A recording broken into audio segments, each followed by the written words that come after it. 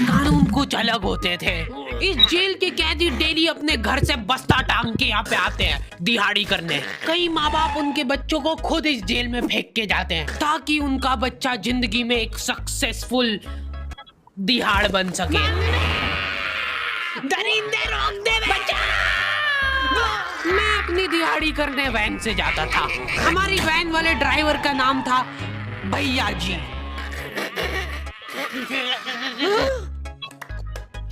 और उसकी वैन का नाम था मैजिक, जिसका हर दूसरे दिन टायर पंचर हो जाता था।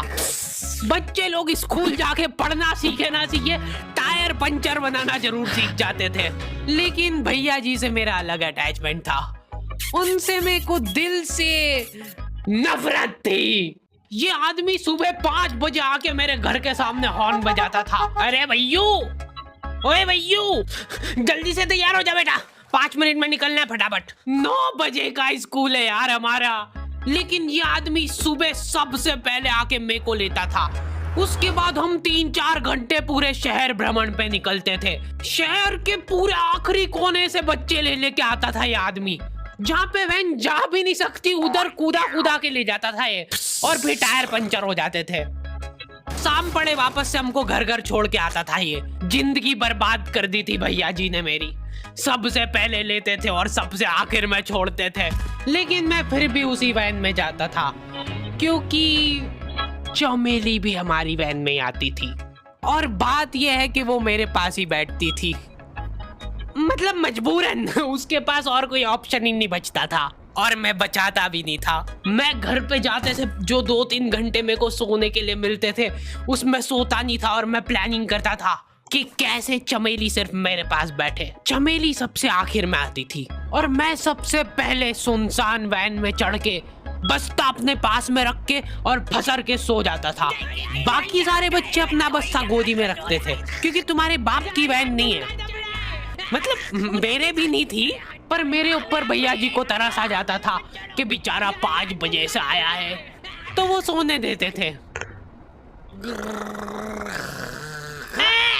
अरे कैसे चला रहा है ये गाड़ी? रुक जा, गाड़ी चलाना नहीं आती क्या? देखो, आदमी इतना तभी चिढ़ता है जब उसकी जिंदगी में कोई लड़की ना हो। नहीं है ना? नहीं, मैं समझ सकता हूँ लड़की ना होने का दुख दर्द। मैं भी किसी जमाने में लड़कियों की तलाश में गली मोहल्ले भटकता था।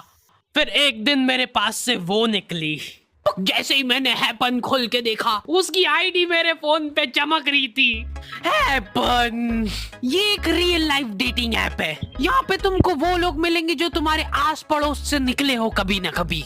100 किलोमीटर दूर रहने वाले लोगों से बात करके फायदा ही क्या जब तुम मिल ही ना पाओ।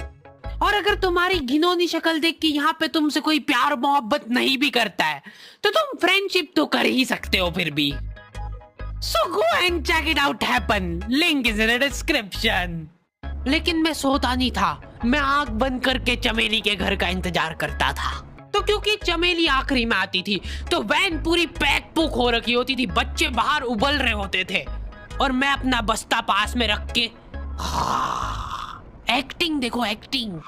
और जैसे ही वो आती थी, हड़बड़ाना नहीं, ऐसे टाइम पे हड़बड़ाते नहीं है कि फटाफट बैग उठाया और आओ इधर बैठो जल्दी। मत करना ये हरकत, भाग जाएगी वो। ठरक नहीं झलकना चाहिए जरा सी भी, एकदम सटल रखना है। क्या हुआ?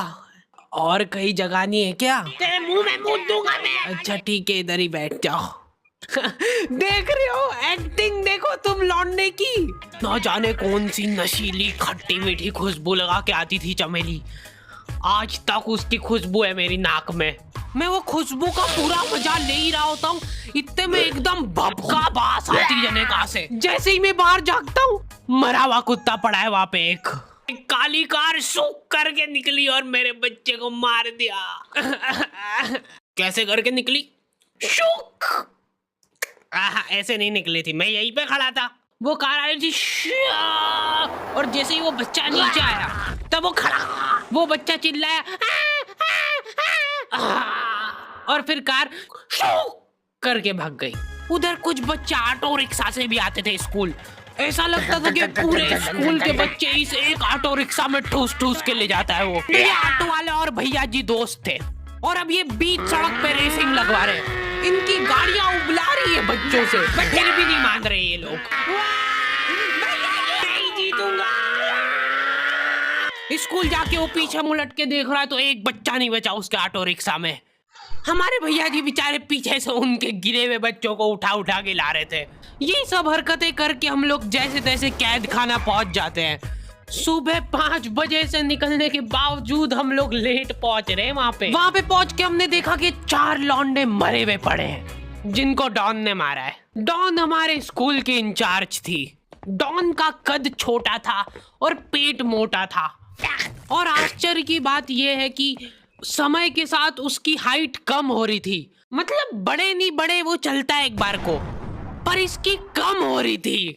डॉन बहुत स्ट्रगल करके कार से स्कूल आती थी खड़े होके, क्योंकि बैठ जाए तो उसको सामने की सड़क नहीं दिखती थी। वो अलग बात है, खड़े होके भी पूरा नहीं दिखता था। हर रोज 2-4 कुत्ते कुचलते हुए आती थी वो। फिर मेरे को समझ आया कि रास्ते में जो कुत्ते दिखे थे वो डॉन इस कैद खाने में छत पे बैठी रहती थी स्नाइपर लेके।